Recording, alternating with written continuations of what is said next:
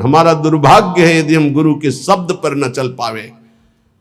जैसे बाण अमोघ प्रभु का, ऐसे गुरुदेव के शब्द अमोघ। अगर शब्द पे चढ़ जाओ तो लक्ष्य पे पहुंचा दे।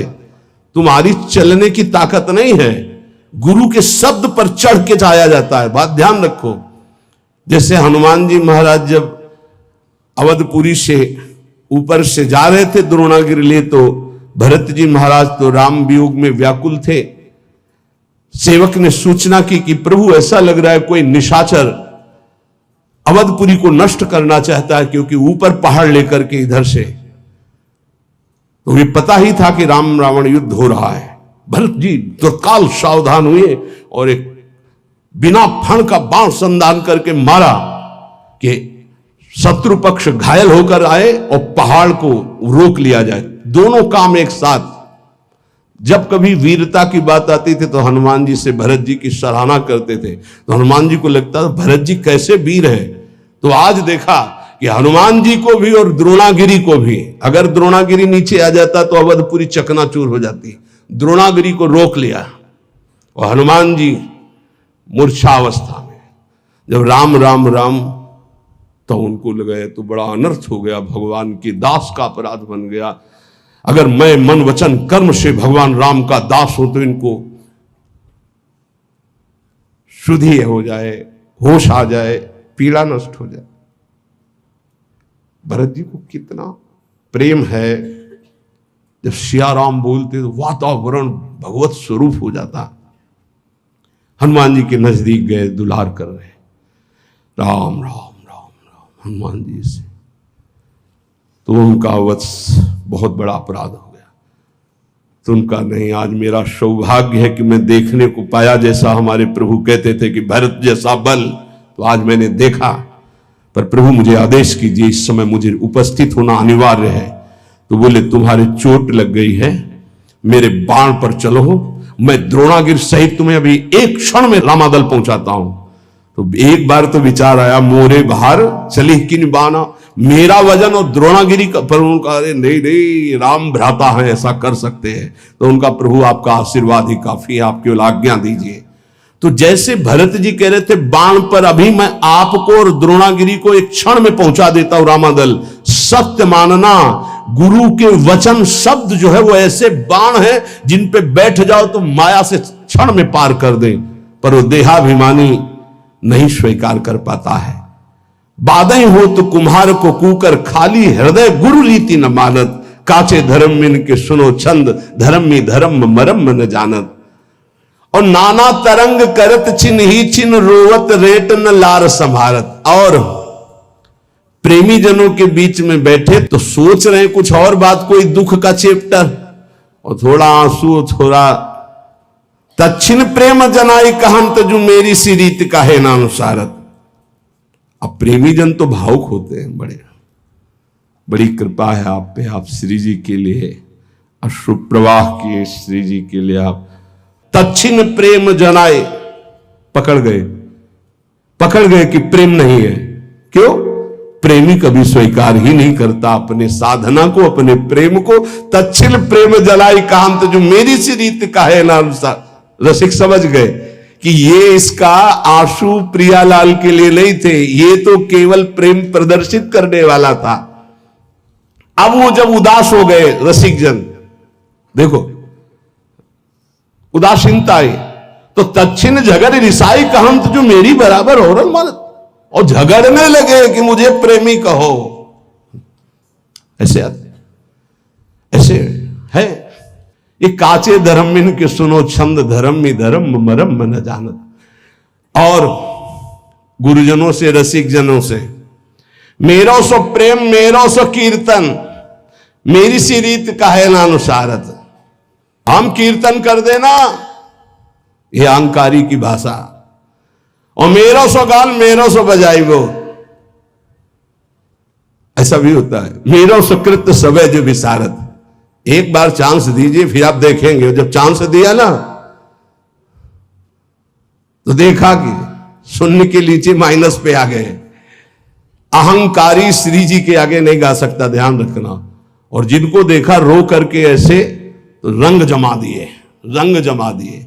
जिनको था कि मैं कुछ नहीं हूं, रो रहा है श्री जी के चरणों में, तो रंग जम गया। और जिनको था कि हां कुछ नहीं, बोले मेरो सो प्रेम मेरो सो कीर्त। बात करने से पता चलता है कि साधक रसिक है या अहंकार का रसिक है, श्री जी का रसिक है या अहंकार का रसिक। वैसे प्राय अहंकार का ही होता है। कोई बिरला जो कहे हरिवंश रस बिरलो समझनहार। यहां तो ऑपरेशन थिएटर है, यहां तो तुम्हें इत्र लगा के नहीं भेजा जाएगा, यहां तो ऑपरेशन करके भेजा जाएगा। अगर ऑपरेशन नहीं हुआ तो फिर कहां जाओगे? रसिकों की सभा में तो ऑपरेशन होता है। मेरो सो प्रेम मेरो सो कीर्तन मेरी सी रीत का है अनुसारत, और मेरो सो गान मेरो सो बजाई वो, ऐसा भी है। बहुत बहुत प्रकार से हमने ये देखा है। अहम का नहीं कीन हो इसका बहु अभिमाना, सुख हो वंचा कृपा निधाना। भगवान के दरबार में, श्री जी के दरबार में यही दरबार दीन को आदर रीति सदा चली आई। अब छाणी मर्याद गुरुन सो बोलत कंचन कांच बराबर मानत। ये जो कच्चे धर्मी होते हैं गुरुजनों से ऐसे बात करते हैं मर्यादा छोड़ करके, ये कांच और हीरे को बराबर समझते हैं। ऐसा होता है, ऐसा होता है। कांचे धर्मी और तो पूरा और डाल दिए, और अच्छा है, तुम कैसे हो? काचे धर्मिन की सुनो छंद धर्म में धर्म मरम। जब गुरुजन हंसकर बात करें तो तुम बहुत गंभीर हो जाओ। आज कृपा की वर्षा हो रही, जवाब देना नहीं उचित है, पान करना उचित। उनकी उस कृपा का पान करो। जब गुरुजनों से कभी बात करने का अवसर हो तो ऐसे बात करना चाहिए, कहीं हमारे मुख से कोई थूक की छींट उनके ऊपर न चले, ऐसे बात करनी चाहिए। बहुत सावधानी से गुरुजनों का सेवन किया जाता है तो गुरुजनों में ही लाडली जो दिखाई देने लगती है। हम गुरुजनों को बहुत संत मानते हैं, इसके आगे हमारी दृष्टि है, और उसमें भी कुछ प्रश्नवाचक चिन्ह रख के संत मानते हैं। अगर हमको ये साक्षात भाव आ जाए कि मेरी लाडली जो मेरे गुरुदेव के रूप में है, तो निश्चित समझो कुछ ही दिनों में आपका परिवर्तन बहुत जोर से हो जाए। इसलिए कहा गया गुरुर् ब्रह्मा गुरुर्विष्णु गुरुर्देव महेश्वरा गुरु साक्षात परब्रह्म तस्मै श्री गुरुवे नमः। पर ऐसा केवल बोला जाता है, श्लोक में भाव किसी के बिरले होते कि मेरे परब्रह्म परमात्मा साक्षात गुरुदेव जी, मेरी लाडली गुरुदेव जी। तो बोले देखे जो भले तुम आपनो और परायो न जानत, हाँ जो सदारस रीति बखानत मेरी बराबर ठागन मानत। बोले देखे जो भले तुम आपनो और परायो न जानत। अभी कपड़ा केवल कल बदला है, कुछ ज्ञान नहीं है। महापुरुषों की सभा में आसन दिया जाता, चौड़े में आके बैठ जाते हैं, ऐसा नहीं होना चाहिए। गुरुजनों की, बड़े जनों की जहां आसन मिलता है उस आसन को माथा रखकर प्रणाम करके समेट कर बैठा जाता है। उसे समेट कर रख दिया, हाथ जोड़कर बैठ गए। इस परीक्षा होती है कि आप कितने योग्य उपासक हैं। वयोवृद्ध और सिद्धों की बात जाने दो, लेकिन साधक को चाहिए कि अगर सभा में गुरुजनों की या पूज्य जनों की सभा में आसन मिले तो आसन पे नहीं बैठना चाहिए, तत्काल उस आसन को प्रणाम करके समेट कर रखा जाए और जमीन पे बैठा जाए, या अन्य उस आसन विशेष जो आसन दिया गया उस पे नहीं, उसका कोना पकड़कर धीरे से हटा के फिर ऐसे। ये महापुरुष जन इसको देखते हैं, ऐसे बड़ी प्रवीणता से देखते हैं। जिस समय मनु शतरूपा और देहूति जी पधारी करदम जी के यहां भगवान के आदेश से ब्याह के लिए, 3 आसन बिछाए। सम्राट को अर्घ देना ये अनिवार्य होता है, चाहे जितना बड़ा कोई ऋषि हो, क्योंकि वो भगवान का स्वरूप माना जाता है। तो उन्होंने पुनः अर्घ दिया करदम जी को। जब मनु जी को अर्घ दिया तो उन्होंने करदम जी को भी अर्घ दिया। परस्पर प्रणाम हुआ और आसन को स्पर्श करके फिर आसन पर बैठ गए महाराज मनु। शतरूपा जी ने महाराज मनु जी का अनुकरण किया, लेकिन देहूति जी ने माथा रखा आसन पर और समेट करके आगे रखकर भूमि पर बैठ गए, क्योंकि पति के द्वारा दिया हुआ, प्रीतम के द्वारा दिया हुआ और स्वामी के द्वारा दिया हुआ आसन, उसे सम्मान करना चाहिए, ना कि उसमें प्रथम है ना मिला। ऐसे ही शिष्य का होता है। गुरुजनों के यहां या पूज्य जनों के यहां अगर हम जाएं और हमें आसन मिल रहा है तो हमें प्रणाम करके आसन को समेट के रख देना चाहिए। नहीं नहीं बैठे, हम तो आपके चरण रज में बैठने का लाभ लेने आए हैं, हमारा अधिकार आसनों पर बैठने का नहीं, ऐसा दैन्य भाव से। तो बोले कैसे दो पाऊं तिहारे हृदय को, आन द्वार के मोही न जानत। सेवक जी महाराज कहते हैं तुम हमारे हृदय की बात को कैसे समझ पाओगे, तुम अभी आन द्वार में हो, कच्चे धर्मी हो, कहीं मान प्रिय है, कहीं संसारिक धन का लाभ प्रिय है, कहीं भोगों का लाभ प्रिय है। हमारे द्वार में खड़े हो तो तुम्हें समझ में आएगा कि रसिक किसे कहते हैं, जहां किंचन मात्र सुख वासना नहीं, केवल श्यामा श्याम का अनुराग। आन द्वार के मोहि न जानत, काचे धर्म मिन की सुनो छंद, धर्म में धर्म मरम न जानत। और तरंग सुनो अति मीठी, सखीन के नाम परस्पर बोल। ये सब मना किया गया, वाणी जी है, बहुत बड़े महापुरुष बोल रहे हैं। ये वृंदावन नित्य विहार रस है, इसमें ये सब ना करे तो रस प्राप्ति हो जाए। और तरंग सुनो अति मीठी, सखीन के नाम परस्पर बोलत। लाल गाल, पलके भी लाल। अरे यहां लाली मेरे लाल की, जित देखूं तित लाल। जिधर देखे मेरा प्रीतम, ये श्रृंगार है अपने हृदय का। और लाली देखन मैं चली तो मैं भी हो गई लाल अंदर से, प्रिया प्रीतम है। ये गाल लाल करने से लाल जी थोड़ी मोहित हो जाएंगे, फिर क्या होता है, ये भी दर्शन किए हैं। और तच्छिन केस गहंत जो मुष्टिहन, साकत शुद्ध बचावत डोलत। ये चलता है। 100 वाला नोट तूने क्यों दिया? बोले वो हमारी तरफ दिया था, एकांत में चल रहे हैं घूसे। ये सखी सहचरी की उपासना नहीं भाई, यहां मोक्ष सुख का भी त्यागी है। इसलिए बाहरी बोले अपनी सहचरी भाव को पास, तो सहचरी शरीर है क्या? अरे बनिता पुरुष भाव मिट जाए, सेवे ललितादि के भाई। ये परम हंसों का रस है।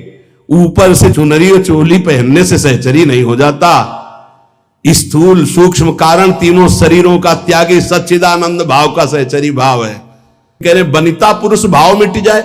बनिता कहते स्त्री शरीर, पुरुष कहते पुरुष शरीर, दोनों का शरीर भाव मिट जाए। पांचों भूले दे सुधी। एक मच्छर काट रहा है तो उसको तो भूल नहीं पा रहे। पांचों भूले दे सुधी, छठे भावना रास की, तब रास की भावना में डूब। यही तो है गुरुजनों की। कह रहे सेवक जी महाराज, कैसे दो पाऊं तिहारे हृदय के, आन द्वार के मुंह न जानत। जो गुरुजनों की आज्ञा का पालन नहीं करते, छाण मर्जाद गुरुन से बोलत, अपनी अपनी मनमानी कर रहे, कैसे दिव्य भाव देह को प्राप्त हो। सेवक जी कह रहे ये परस्पर नाम सखियों के रखते हैं, थोड़ी थोड़ी बात में घाटे मुनाफे में, इधर उधर अनुकूलता प्रतिकूलता में फिर थप्पड़ और घूंसा चलते हैं, लिखा हुआ है। और सेवा का एक हमारा ग्रंथ है सेवा विचारम, उसमें लिखा हुआ है कि ऐसा भाव प्रकट में करके अपराध न करे। अपराध किस बात का? मजाक मत बनाओ, इसको मजाक मत बनाओ। ये मजाक नहीं, ये सच्चिदानंद रस है। श्री कृष्ण के लिए जो अर्पण करने की बात हो, मीरा जी से सीखो। मीरा जी से बड़ा कोई गोपी नहीं है, ध्यान रखना। मीरा जी की जरा जीवन चरित्र को पढ़ के देखो, रत्नावती के जीवन चरित्र को पढ़ के देखो, भागमती की, यमुना बाई, करमैती बाई, कर्मठी बाई। ये नौटंकी नाटक मत करो। एक से एक महान महिमामयी हमारी श्री कृष्ण प्रेमी हुई है, उनके जीवन चरित्रों को पढ़ के देखो। ये बाहरी नाटक मत करो। तच्छिन केस गांत मुष्टिहनि, साकत शुद्ध बचावत डोलत। तच्छिन बोले तू प्रेत तू राक्षस। पहले बोली ललिता विशाखा सखियों के नाम, फिर चले घूसे और फिर आ गए अपने स्वरूप में। वो बोले प्रेत, तो बोले तू राक्षस। और फिर परस्पर जाति प्रमाणत, फिर जाति की गालियां सुनी, तू सारी ऐसा, तू नीच। कहां गया तुम्हारा भाव? बोले काचे धर्म इनके सुनो छंद, धर्मी धर्म मरम न जानत। कभी संग मत करना, ऐसा प्रार्थना है सच्ची। मान लीजिए इस समय इस रस में इतनी ऊंचाई पर सब महापुरुषों को प्रणाम है, लेकिन जो गुरुदेव की ऊंचाई, शांत भाव, दास्य भाव, शक्य भाव, वात्सल्य भाव, गोपी भाव, सहचरी भाव की जिस ऊंचाई पर गुरुदेव भगवान है, ऐसे बिरले कोई महापुरुष होते, बिरले महापुरुष होते। ये हमारा सौभाग्य है कि मुझे लाडली जी ने ये गर्व करने के लिए दिया कि मेरे गुरुदेव ऐसे हैं, मेरी स्वामिनी ऐसी हैं। सेवक जी महाराज कह रहे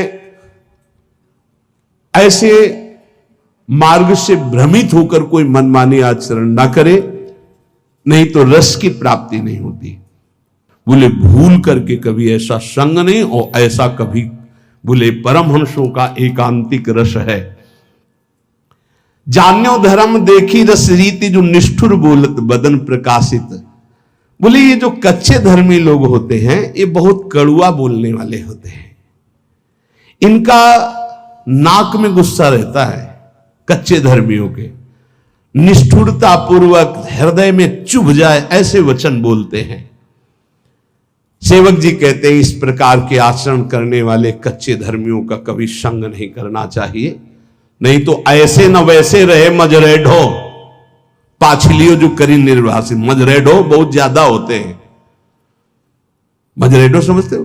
न गृहस्थ के, न विरक्त के, न संसार के, न प्रभु के, बीच में डोलते हैं, ऐसे बहुत होते हैं। ऐसे न वैसे रहे मजरेडो, पाछलियो जो करी निर्भाषित। फिर ये वही फेरी जैसे के तैसे वहीं पहुंच गए, वैसे उससे भी नीचे गिर गए। क्योंकि गिरे हुए पुरुष को तो उठने का चांस है, लेकिन जो उठ करके गिरता है उसकी हड्डी टूट जाती है, उसको फिर उठने का चांस नहीं रहता। एक बार भगवत कृपा हुई, आप शरणागत हुए, भगवत मार्ग पर चले, और आपने गुरुद्रोह अवहेलना, फिर वो जो गिरता है तो मूल मेरुदंड टूट जाती है। मेरुदंड, अब उपासना का भाव ही नष्ट हो गया। अब किस जन्म में, कब, किस युग में अवसर ऐसा आवेगा, भटको। काचे धर्म इनके सुनो छंद, धर्मी धर्म मरम मन जान। ये ऐसे होते हैं, एक रिशाने से रूखे से दिखत, पूछत रीति भभूकत धावत, एक रंग मगे बोलत चालत, मामूले हु बपुरो जु जनावत। एक ऐसे होते कि बात करो तो बिल्कुल भभूकत, भूकत मतलब किसका, समझ रहे हो ना? हाँ, बात करो तो एकदम खा के दौड़ जाएंगे। ऐसे होते हैं, बहुत विचित्र विचित्र। इसीलिए इतना ही काफी है, गुरुदेव भगवान को साष्टांग दंडवत। जिनसे परिचय है प्रेमी रसिक महापुरुषों को पंचांग दंडवत, साष्टांग दंडवत, जैसा भाव बना, और चराचर जगत को नमन। ये सिद्धांत वैष्णव सिद्धांत में है। किसी को छूने की जरूरत नहीं है, अपने गुरुदेव भगवान की चरण रज अपने लिए पर्याप्त है। हमें किसी और के सपोर्ट की जरूरत नहीं है। बोले एक रिशाने से रूखे से दिखत, दर्शन मात्र से लगता है कि गुस्सा है। बात करे तो कैसे बात करनी चाहिए? हरिवंश नाम का प्रताप जिसके उदय होता है, हंसी बोले बहुमान श्री हरिवंश। आप कैसे हैं? बहुत प्रिय वचन है। बचने का दरिद्रता है, पैसा लगता है मीठा बोलने में, हित बोलने में पैसा लगता है। श्री हरिवंश, राधे श्याम, राधे श्याम, और आपका मंगल है, ठीक है, बस ऐसे। एक रिशाने से रूखे से, ये काचे धर्मी, एक रिशाने से रूखे से दिखत, पूछत रीति भभूकत धावत।